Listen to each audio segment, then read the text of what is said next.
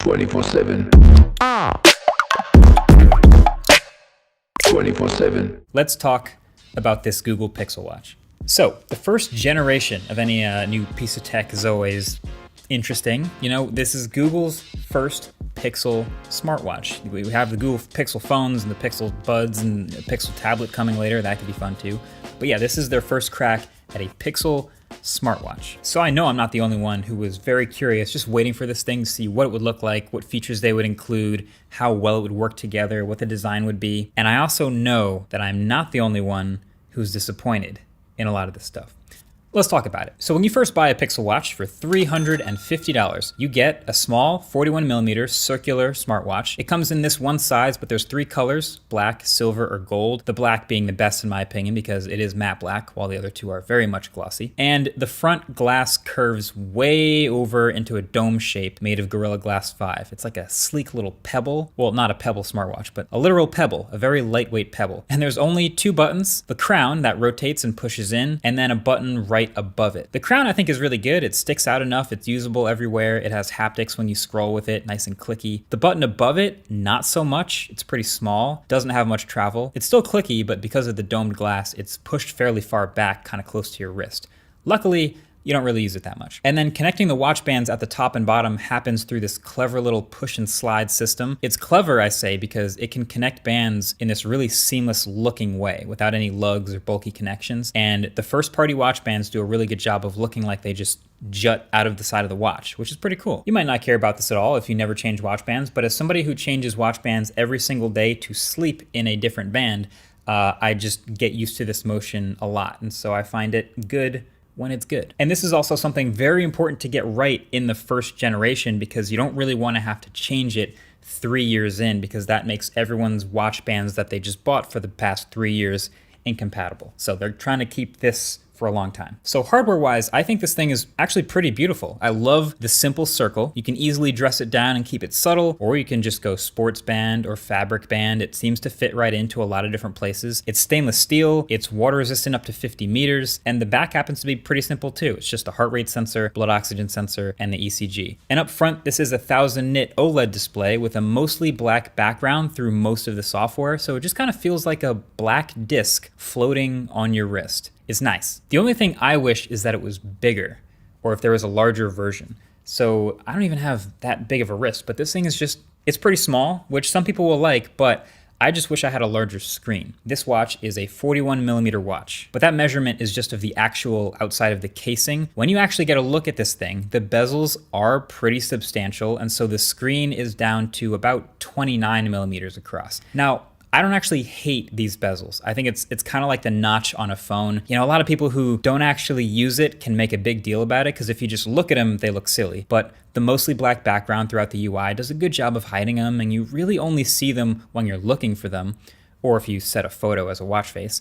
But I really think a bigger watch would feel even more modern for the computer on the wrist nerds like me. And it would also solve the #1 problem of this hardware, which is battery life, because the battery life is trash. It's bad. It's just not good at all. So on stage, Google said, what did they say? Up to 24 hours was their claim, which probably should have been the first red flag, because if you think about it, 24 hours is like 8 a.m. one day to 8 a.m. the next day. So one day and one night. But that's the maximum. It's up to 24 hours. So the always on display is off by default out of the box. I turned that on, and it's literally measuring your heart rate every single second, all day, every single second. That's a lot of heart rate measurements. So just for context, the Apple Watch, for example, is checking periodically through the day and every 5 seconds while you're sleeping. So now here I'm getting more like 18 hours tops, which is not quite enough to go all day and then do a full night of sleep tracking. So if you want to do sleep tracking like me, basically you have to charge it twice a day, every day, sometime in the morning when you wake up, and then again sometime in the afternoon before you go to sleep, or it's just gonna die. The thing drains about 20 to 25% battery just during one night of sleep tracking. Now, measuring your heart rate every single second to the second is actually kind of sick. Like, it's pretty cool. There is a complication, they showed it on stage too, of just the watch telling you every second, updating what your heart rate is. Like, I've never seen anything like it. It's the most accurate heart rate tracking I've ever tried in a wearable. It's great for tracking workouts, heart rate recovery. You know, this is the Fitbit prowess going to work, no doubt. But the other smartwatches that are now years in, you know, the Samsung Galaxy Watch 5 and the Apple Watch Series 8, they've all realized by this point that the way you save battery is by pinging all these sensors less often. Like, the battery saver mode on the new Apple Watch literally is just pinging heart rate and GPS less and turning off things like the always on display and the blood oxygen readings that are going on all the time in the background. That's how you save battery. So the fact that this watch does it all the time can be cool, but also can nuke your battery all the time. When I go to bedtime mode and just turn on like the sleep mode, it doesn't say it's stopping those heart rate measurements. It continues to measure my heart rate constantly. I will say though, the saving grace that makes it usable is that it does charge up very fast. It does come with this plastic puck charger in the box with a pretty weak magnet that feels like it could easily fall off. Also very first gen feeling. But it could go from like 10 to 40% in like 15 minutes, which is amazing. And it can go from 0 to 100 in about an hour. But okay, all that being said, the most clumsy thing about the Pixel Watch for sure is the fact that it's also a Fitbit. Or let me rephrase that. Fitbit isn't built into the watch so much as it's like bolted onto the side. So Wear OS 3.5 here it's fine. It's pretty familiar. It's still intuitive. You've got your watch face with a swipe down to get to all your customizable quick settings. That's nice. And then you swipe up to get to your notifications. Your list of apps is one click of the crown away, but your recent apps is behind that secondary button that I find I almost never use. Then you can swipe sideways between a predetermined set of tiles that you can organize in the phone app.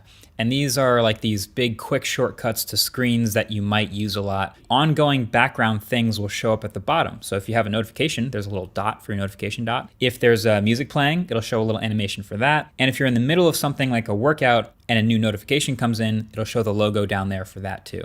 So to control any of the normal watch faces and complications, which I really like a lot of them, you go through the watch app. Makes perfect sense. But then for the fitness stuff, that's where Fitbit, which Google acquired in 2019, comes into play. So when you set up the watch, you actually make a Fitbit account, and it starts you off with 6 months free of Fitbit Premium, which is a subscription service. So as a smartwatch, I've mostly enjoyed using it. It's been fine. Like, it's smooth, it has a good performance, but it does feel disjointed sometimes in ways where like you'd expect it to sync more things with the phone, but it doesn't. Like, for example, when I put my Pixel phone in Do Not Disturb mode, the watch does not go to Do Not Disturb mode. It keeps buzzing. It has its own separate Do Not Disturb mode. Basic stuff. Like, it feels like it should work together more than just being a Bluetooth accessory connected to your phone. But then you do a bunch of fitness stuff, a bunch of workouts or whatever, sleep tracking, and then the watch dumps all of that fitness data into the Fitbit app. Now, there is still a Google Fit app, by the way. The watch doesn't really talk to it at all. So what does that mean for the future of the Google Fit app? I don't know. Your phone can still talk to it and dump like step counting in there, but then you're using two different apps to track fitness. So I don't know. And then even throughout the watch UI, all the Fitbit stuff, it's in there, but it kind of just feels like they just dropped it in there on top. Like, instead of ECG, it's Fitbit ECG. And instead of exercise, it's Fitbit exercise. And then you start using these features and the free 6-month trial before you realize a ton of the stuff it's collecting and that you're using, like the breathing rate, heart rate variation, sleep stage tracking, and sleep scores, all of that goes behind a Fitbit $10 a month subscription paywall when the free trial is over. It feels like you can see the arc of the thinking where like Google wanted people to use a Google Watch, so they bought Fitbit, and then as they integrated it, they realized, oh, people love the Fitbit name and they still want a Fitbit, so you can't remove that name or that branding. So people now get the Google Watch that has Fitbit in it, and they use the Fitbit app, but then there's also Google Fit in the background that they hopefully also choose to use sometimes.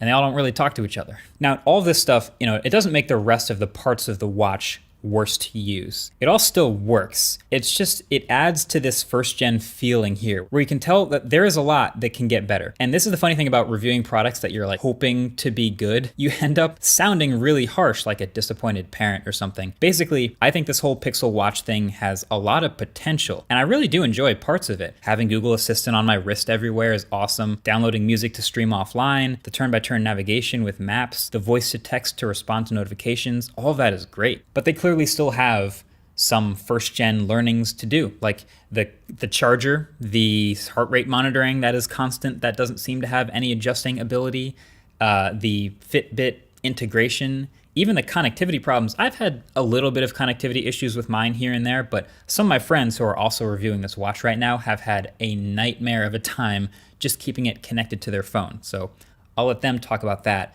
in their reviews. So like, I was hoping this would be some amazing watch straight from the start, which I should know better, right? Like first gen stuff is never amazing right from the go, but you know, it's starting from zero here. Like there's not a lot of bands, there's not a lot of accessories for this.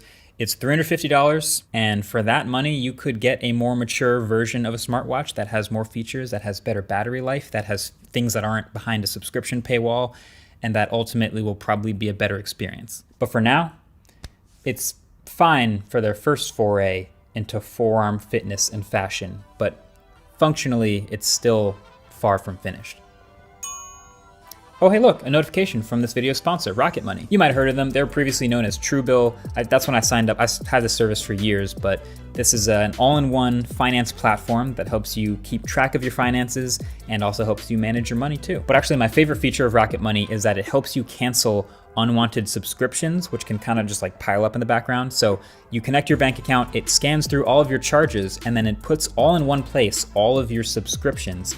And with like a single press of a button will let you cancel the stuff that you might have forgotten about. Even if there was like a free trial you signed up for a while ago, you just cancel it and be done with it. But also, Rocket Money can help you lower your monthly bills for your phone, internet, or cable. It's you literally take a picture of your bill and the app will negotiate the bills on your behalf. It's kind of sick. And you can also monitor your credit score right from the app. It's great, it's easy to save money using this thing, so if you wanna check it out, it's free, or you can unlock more features using the premium account. Just go to rocketmoney.com/mkbhd. It'll be a link right below the like button if you wanna head over and check it out, and I'll be over there too. But until the next one, thanks for watching. See you later. Peace.